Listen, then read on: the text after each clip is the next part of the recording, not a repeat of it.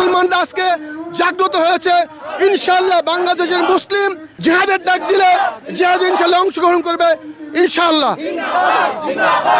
বিশ্ব নেতাদের প্রতি আপনার প্রত্যাশা কি? আমি বলবো যে বিশ্বের 57টি আজকে মুসলিম কান্ট্রি, তারা কি বসে বসে ঘুমাচ্ছে? আমি বলবো সারা বিশ্বের মুসলিমরা, সারা বিশ্বের মুসলমান আজকে নির্যাতিত, বিশেষ করে ফিলিস্তিনের রাফায় এবং গাজায় যে নৃশংস হামলা, আমরা এর প্রতিবাদ জানাই এবং আমরা তাদের সাথে আছি। এবং বিশেষ করে আমরা সারা বাংলাদেশের মানুষ সহ সারা বিশ্বের মানুষকে একটাই মেসেজ দিব, ইসরায়েলি যত পণ্য আছে এবং আমেরিকান যত পণ্য আছে, আমরা সকল পণ্য বয়কট করার মাধ্যমে তাদের অর্থনৈতিক ধস নামাবো ইনশাআল্লাহ। এর মাধ্যমে আমাদের মুসলিমরা বিজিত হবে এবং মুসলিমদের এই হামলা ইনশাআল্লাহ বন্ধ হবে।